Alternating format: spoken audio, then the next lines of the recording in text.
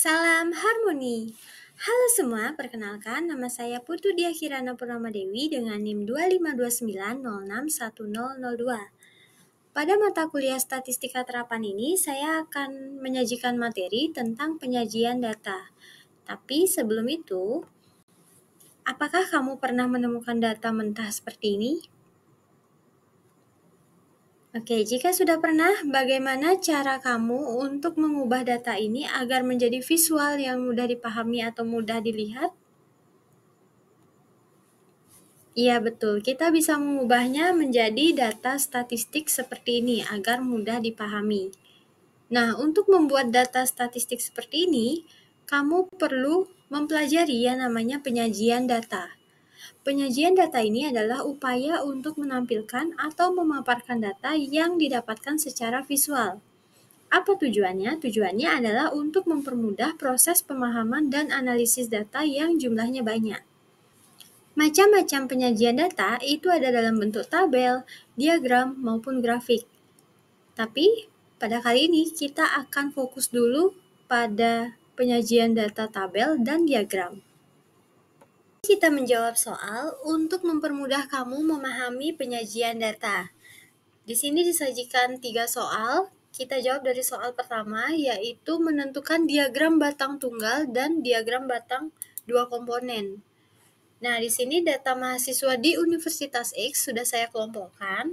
Jadi untuk menjawab diagram batang tunggal, di sini saya sudah copy paste data yang diperlukan. Nah, untuk menjumlahkan data, kamu dapat menggunakan rumus sama dengan sum, kurung buka, blok data jumlah laki-laki dan perempuan, lalu kurung tutup. Nah, namun ketika kamu copy paste nih, semisal saya contoh nih copy paste. Nah, data ini kan munculnya ref. Supaya dia tidak ref, kamu dapat ubah di sini dengan klik Ctrl, pilih yang values, jadi nilainya aja. Nanti akan muncul seperti ini. Nah, untuk membuat diagram batang tunggal, kamu blok dari sel A hingga sel B, lalu klik sisipkan, pilih chart, tapi kita pilih yang diagram batang. Nah, kita cocokkan dulu datanya. Bagaimana cara kita tahu jumlahnya benar atau salah? Tinggal kalian klik diagram batangnya, bisa ditambahkan label di sini. Oke, kita cek fakultas A 1544 sudah sesuai. Untuk judulnya tinggal kita copy paste. Nah, kita masukkan di sini, lalu Ctrl V. Oke, sudah muncul. Lanjut. Sekarang untuk diagram batang dua komponen, di sini berdasarkan fakultas dan jenis kelamin, langsung kita blok data fakultas dan juga data banyaknya mahasiswa berdasarkan jenis kelamin, lalu klik sisipkan, pilih chart lagi. Nah, di sini pilih diagram batang. Oke, kita pindahkan dulu posisinya. Ini bisa diperkecil ya, tinggal diklik aja. Nah, jika sudah dikecilkan, datanya juga ini judulnya sudah bisa di copy paste.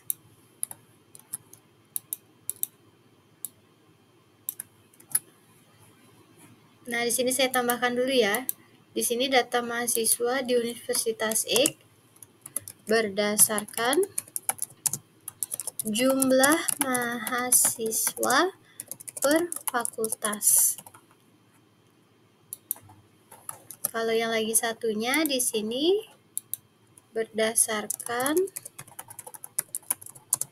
fakultas dan jenis kelamin.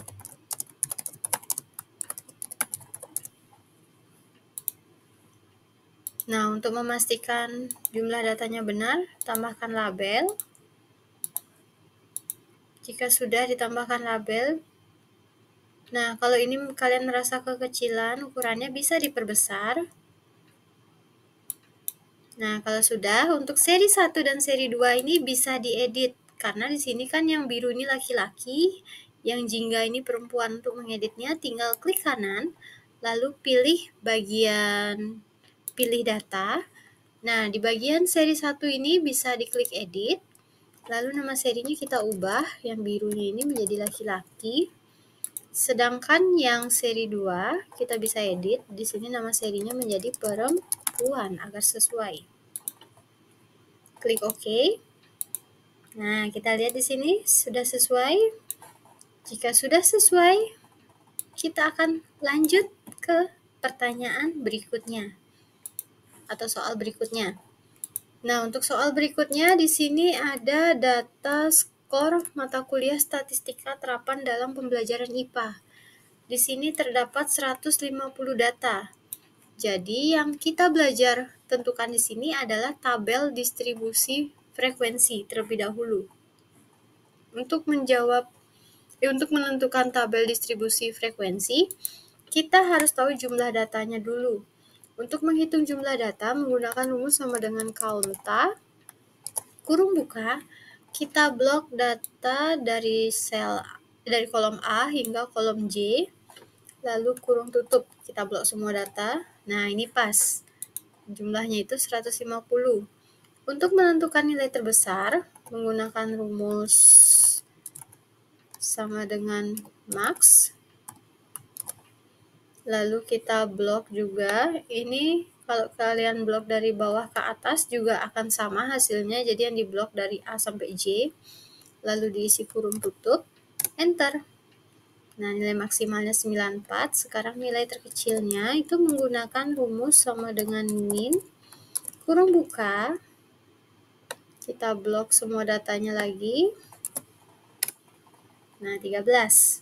Setelah menentukan jumlah total data, nilai tertinggi dan nilai terendah, sekarang kita tentukan range atau jangkauan data. Nah, rumusnya itu adalah nilai terbesar dikurang nilai terkecil. Sudah dapat di sini 81. Setelah itu kita akan tentukan kelasnya. Untuk interval kelasnya itu rumusnya itu adalah sama dengan 1 ditambah 3,3 dikali, kalau kali pakai bintang, log, kurung buka, kita klik nilai N-nya ini berapa, lalu kurung tutup. Oke, sudah mendapatkan hasilnya. Sekarang kita tentukan panjang kelas. Nah, untuk panjang kelas itu dapat menggunakan rumus sama dengan range dibagi dengan K. Itu hasilnya 9,9. Sekarang dari hasil kelas dan panjang kelasnya ini kita bulatkan ke atas. Walaupun di sini angka ideal 8,1, kita tetap bulatkan ke atas. Nah, jika dibulatkan ke atas ini jadinya 9, kalau yang ini jadinya 10. Oke, setelah berhasil dibulatkan, ini belum menjadi data tabel distribusi frekuensi. Agar menjadi tabel distribusi frekuensi, kita tentukan dulu kelas bawah, kelas atas.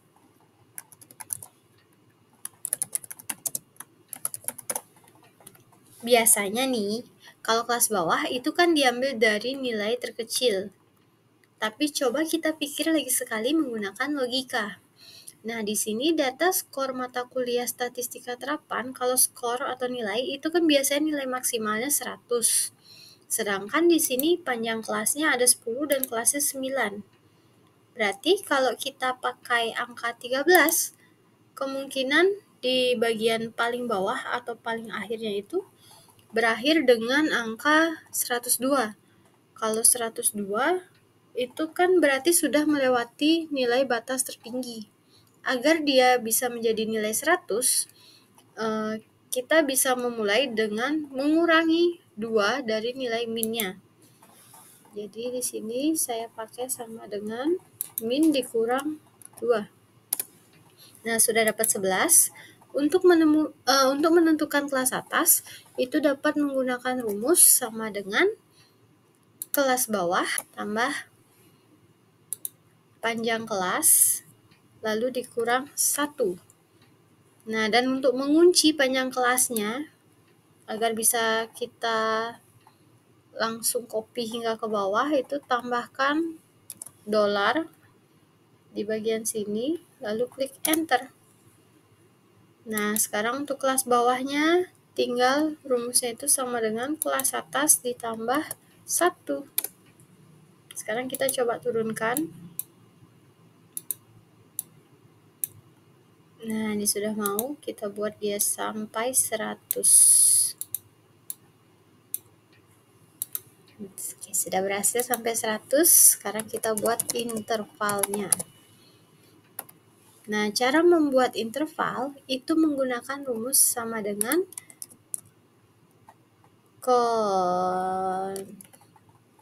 concatenate yang bagian bawah nih. Bisa kalian ketik. Lalu kurung buka. Nah, di sini ada teks 1 baru titik koma. Teks 1-nya itu yang dipakai adalah kelas bawah, lalu titik koma.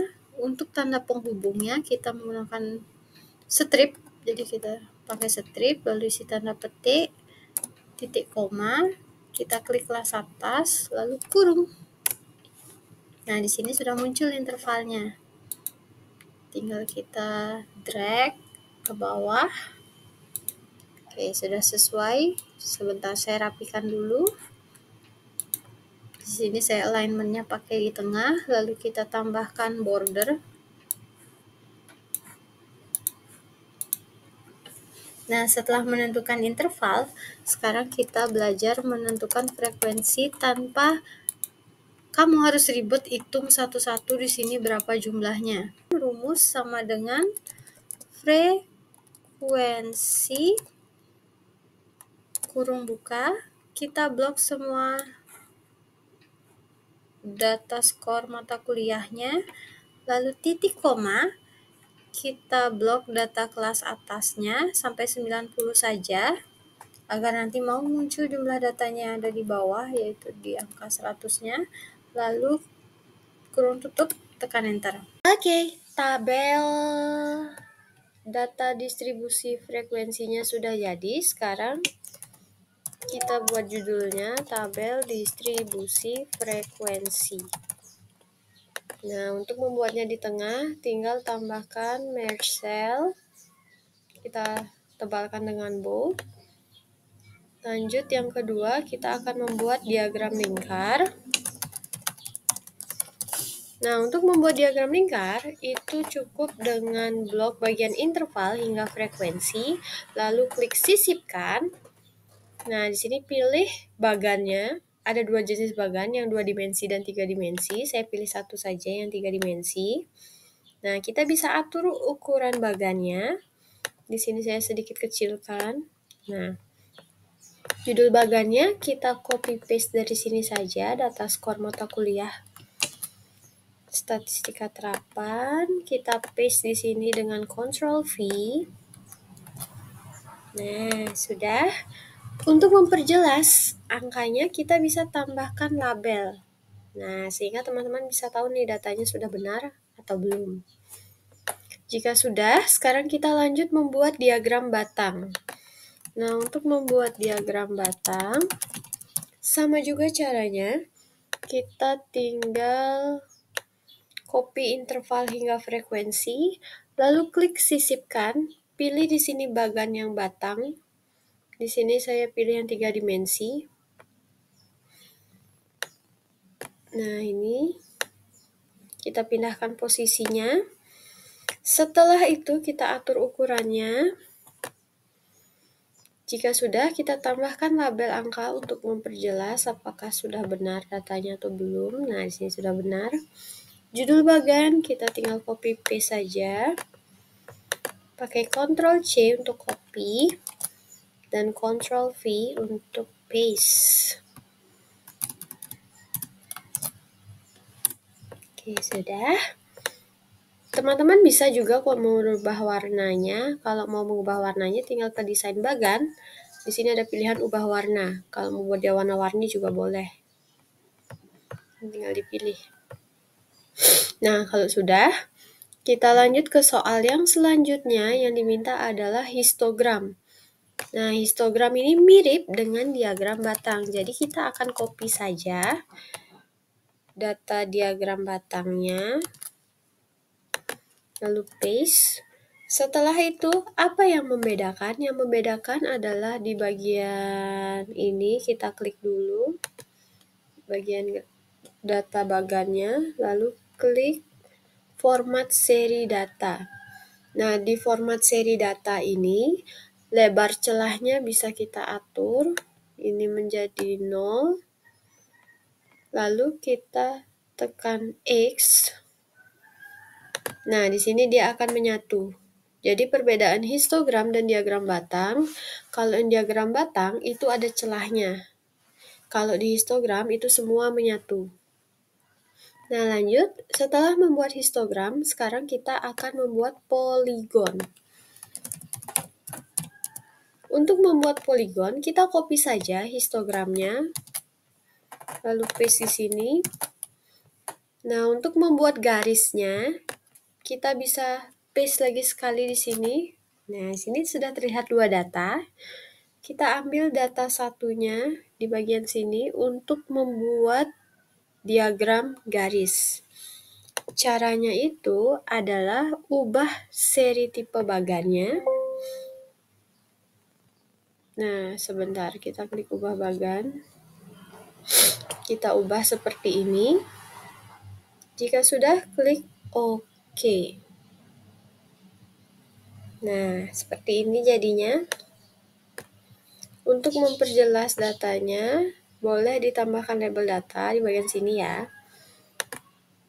Nah, jadi seperti ini dia poligon. Ada batangnya dan juga ada kurvanya. Lalu, yang terakhir kita akan membuat kurva. Nah, apa bedanya kurva sama diagram garis? Kalau kurva ini, sebentar saya copy dulu ya datanya. Copy, paste.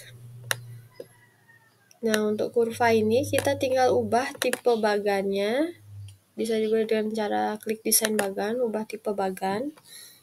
Pilih yang garis tetap. Nah, di sini saya pilih garis yang ini, yang ada titik-titiknya.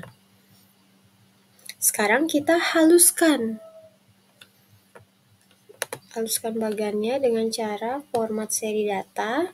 Lalu di bagian opsi seri yang fill-nya ini, kita ke bawah.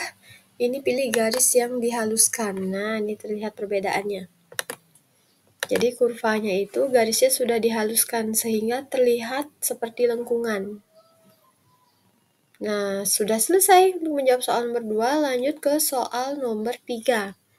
Kita akan membuat diagram garis. Seperti yang sudah saya katakan tadi, untuk diagram garis itu tinggal di blok data sungai A dan sungai B, klik sisipkan, lalu klik diagram garis, kita pilih yang ini. Nah, kalau diagram garis ini kita tidak perlu haluskan, yang kurva baru kita perlu haluskan agar dia bisa melengkung. Judul bagannya kita ganti data 2 sungai pencemar X dalam ppm. Nah, di sini masih ada yang kurang. Lihat bagian bawahnya, seharusnya bagian bawah ini adalah tahun. Cara mengubahnya adalah dengan kita mengedit datanya. Nah, untuk mengeditnya, kita bisa melakukan pilih data. Di seri 1, kita edit dulu, ubah, karena seri 1 ini adalah sungai A, jadi kita ubah namanya menjadi sungai A. Sedangkan yang seri 2, itu sungai B. Nah, setelah mengubah nama, sekarang kita memasukkan tahunnya. Caranya di bagian label sumbu kategori horizontal. Horizontal itu yang kanan kiri. Kita edit. Lalu kita blok rentang sumbunya dari 2018 sampai 2024. Sama juga sungai B, lakukan edit. Oke, sudah. Nah, jika sudah, klik OK. Nah, sekarang tampilannya sudah 2018, 2019, sampai 2024. Untuk memperjelas angkanya, bisa kita tambahkan label data. Di sini juga kita bisa tambahkan label data. dari penjelasan sebelumnya, dapat disimpulkan bahwa efektivitas data terletak pada penyajiannya, agar data tidak hanya dilihat, tapi juga dimengerti dengan dibantu oleh visual yang menarik, baik itu dalam bentuk tabel, diagram, maupun grafik. Semoga informasi yang saya bagikan bermanfaat dan sampai bertemu lagi di pembelajaran statistika berikutnya.